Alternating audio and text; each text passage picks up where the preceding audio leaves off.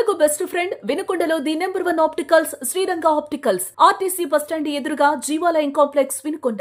I checkup కోసం ఇప్పుడే Sriranga opticals ని సంప్రదించండి. రైతులకు మద్దతుగా అన్నదాత పోరు కార్యక్రమానికి వైఎస్ఆర్సీపీ అధ్యక్షుడు జగన్మోహన్ రెడ్డి పిలుపునిచ్చారు. ఈ మేరకు అన్ని నియోజకవర్గాల్లో ఆర్డీఓలకు వినతిపత్రం ఇచ్చే ప్రక్రియ జరుగుతుంది. దీన్ని పోలీసులు అడ్డుకున్నారని, ర్యాలీని సక్రమంగా ప్రశాంతంగా జరిగే ర్యాలీని అడ్డుకుంటున్నారని వైసీపీ నాయకులు వాపోతున్నారు. వారి మాటల్లో ఏం జరిగిందో తెలుసుకుంటారు. రాష్ట్ర మాజీ ముఖ్యమంత్రి వర్యులు శ్రీ వైఎస్ జగన్మోహన్ రెడ్డి గారి పిలుపు మేరకు ఈ రోజున అన్నదాత పోరు అనే కార్యక్రమంలో అన్నదాతలకు అండగా అందరం కలిసి శాంతియుతంగా మేము నిరసన తెలియజేస్తున్నాము. ఈ కూటమి ప్రభుత్వం ఏదైతే ఉన్నదో అది అన్నదాతలను అందరినీ మర్చిపోయారు. కనీసం ఏ హామీలు అయితే ఇచ్చారో ఆ హామీలన్నింటినీ మర్చిపోయారు. గత ప్రభుత్వంలో ఉన్నప్పుడు గిట్టుబాటు ధర కల్పించారు జగన్మోహన్ రెడ్డి గారు. అదేవిధంగా అందరికీ విత్తనాలు కానీ తర్వాత యూరియా కానీ అన్ని సకాలంలో అందించారు. కానీ ఈ ప్రభుత్వం వచ్చిన తర్వాత రైతులకి గిట్టుబాటు ధరలు లేవు. తర్వాత వచ్చేసరికి పంట నష్టానికి సంబంధించి పరిహారం లేదు. ఏమీ లేకుండా రైతుల్ని ఈరోజు రోడ్డు మీదకి వచ్చే పరిస్థితి తీసుకొచ్చారు. అయినా మేము వైఎస్ఆర్ కాంగ్రెస్ పార్టీ కార్యకర్తలుగా రైతులకు అండగా ఉండి ప్రతి ఒక్కరము ఈ నిరసన ర్యాలీలో పాల్గొంటే పోలీసులు అందరికీ నోటీసులు ఇచ్చి అందరినీ వెళ్ళనివ్వకుండా అడ్డుకుంటున్నారు. ఇది ఎంతవరకు సమంజసం అనేది వాళ్ళ మనస్సాక్షులకే తెలుసండి.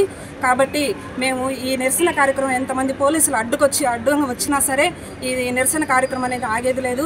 మేము ఖచ్చితంగా ఈ అన్నదాతలకు అండగా వైఎస్ఆర్ కాంగ్రెస్ పార్టీ తరఫున మేము ఖచ్చితంగా పోరాడతాము. ఇది ఏదైనా సరే మేము మాత్రం ఈ పోరాటం అనేది ఆగేది లేదు. ఈ పోరాటానికి వచ్చిన ప్రతి ఒక్కరిని హౌస్ అరెస్ట్ చేశారు, కొంతమంది పార్టీ ఆఫీసులో అరెస్ట్ చేశారు, కొంతమందిని రానివ్వకుండా అడ్డదారిలోనే వీళ్ళని ఆపడం జరిగింది. కానీ ప్రతి ఒక్కళ్ళు అందరూ తరలి వస్తున్నారు. రైతులకి గిట్టుబాటు ధర కూడా కల్పించలేకపోతున్నారు. ఆల్రెడీ పోయినసారి మామిడి రైతులు ర్యాలీ చేశారు. దాంట్లో కూడా ఎక్కడ పక్షపాతం అనేది చూపిస్తూనే ఉన్నారు కూటమి ప్రభుత్వం. కాబట్టి ఇకనైనా తెలుసుకొని మారి రైతులకి అండగా నిలబడాల్సిందిగా వైఎస్ఆర్ కాంగ్రెస్ పార్టీ తరఫున మేము సవినయంగా కోరుకుంటున్నాం. సజ్జల సుధీర్ భార్గవ్ రెడ్డి గారు మాజీ సీఎం అయినటువంటి జగన్మోహన్ రెడ్డి గారి పిలుపు మేరకు మా పార్టీ ఆఫీస్లో ఈరోజు అన్నదాతలకి మేము అన్నదాత పోరు అనే ఈ కార్యక్రమానికి మేము అందరం ఇచ్చేసాము. ఈరోజు అన్నదాతలకి మేము అండగా ఉండాలని ఇక్కడికి వచ్చాము. ఇక్కడికి వస్తే ఈ కూటమి ప్రభుత్వం వాళ్ళు ఎంతవరకు ఇది చేయటం అనేది కరెక్ట్ అనేది నాకు అర్థం కావట్లేదు. సార్ మీరు ఇలా చేయటం బాలేదు. అన్నదాతలకి యూరియా ఇవ్వకుండా వాళ్ళకి పాస్బుక్ ఉంటేనే యూరియా అంటున్నారు. ఎంతవరకు సార్ మీరు ఇలా చేయటం ఎంతవరకు కరెక్టు?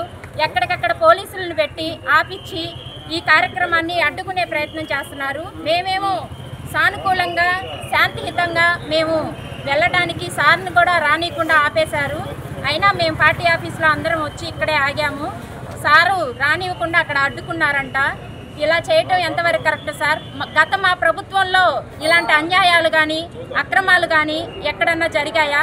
మీ విజ్ఞతకే మేము వదిలేస్తున్నాము సార్. ఈరోజు మేము ఈ అన్నదాత పోరుకి శాంతియుతంగా ఆర్టీఓ ఆఫీస్కి మేము లెటర్ ఇవ్వడానికి మేమందరమే అన్నదాత అంటే మా దృష్టిలో రైతే రాజు అనేది మాకు తెలుసు. మా జగనన్న గారు కూడా అలాగే రైతుల్ని చాలా చక్కగా ఆయన ఉన్న ప్రభుత్వంలో ఏ రోజు రైతు రోడ్డు ఎక్కలేదు. ఈరోజు రైతుల కోసం మేము ఈ ఎండలో కూడా రైతుల కోసం రైతు అన్నదాత పోరు అనే ఈ కార్యక్రమానికి వచ్చి మేము శాంతియుతంగా వెళ్ళాలనుకుంటున్నాం. కానీ మీరు ఇలా చేయటం కరెక్ట్ కాదని మేము భావిస్తున్నాం. జగన్మోహన్ రెడ్డి గారి ఆదేశాల మేరకు రైతు సంఘం తరపున రైతు ధర్నాగా ఈ ఆర్డీఓ గారికి మెమోరాండం ఇవ్వటానికి మేమందరం కూడా మొన్న అంటే 7వ తారీఖున పార్టీ ఆఫీసులో మీటింగ్ ఏర్పాటు చేసుకొని రైతులందరూ కూడా రావాలని చెప్పుకొని పోవటం జరిగింది. అదే రోజు నుంచి పోలీసు వారు ఎవరిని కూడా పోవటానికి వీల్లేదు, మీరు వెళ్ళకూడదు, ఏ రైతు ధర్నాకు కూడా మీరు హాజరు కాకూడదని తిరగటం జరుగుతూ ఉంది.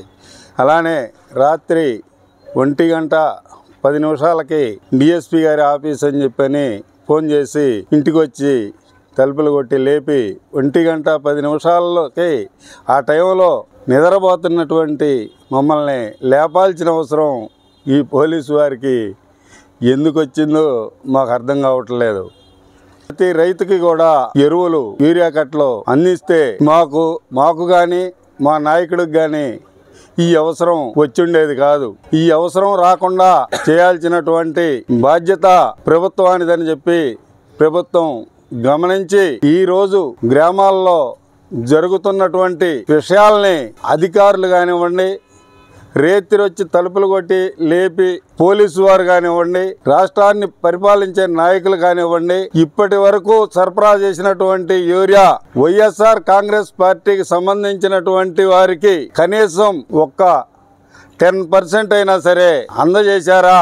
మీరు మీ లెక్కల ప్రకారం మీ అధికారులను పెట్టుకొని మీరు రాసినటువంటి బిల్లులతోటి సహా కూడా బిల్లులు తీసుకొని అవసరం లేనటువంటి బ్లాక్లో అమ్ముకునేటువంటి నాయకుడు కాదు, ఒక మామూలు కార్యకర్తకు కూడా 10 కట్టల నుండి 100 కట్టల దాకా సరఫరా చేసినటువంటి గవర్నమెంట్ వారిని ఒకటే కోరుతా ఉన్నాం. రైతుల తరపున మా తరపున ప్రతి రైతు కూడా, ఆంధ్రప్రదేశ్ లో ఉండే ప్రతి రైతు కూడా గవర్నమెంట్ కు సంబంధించినటువంటి రైతే. ప్రతి రైతుకి అందించాల్సినటువంటి బాధ్యత చంద్రబాబు నాయుడు గారిది. అది ఆలోచించి ఈ పరిస్థితులు రాకుండా ముందు ఇటువంటి కార్యక్రమాలకి స్వస్తి చెప్పి రైతు వర్గం మొత్తం కాపాడుకోవాలని, అలా కాపాడతారని, లేని పక్షంలో ఈ నిర్బంధమే.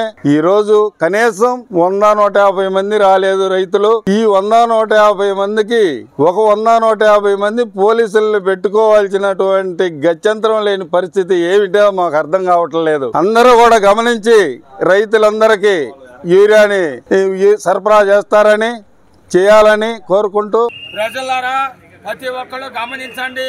ఈ రోడ్ల మీద కూడా మన పనిబాట్లు చేసుకోవడానికి కూడా ఇప్పుడు పార్టీ అంటే ఎవరి పార్టీ వాళ్ళకి ఉంటుంది.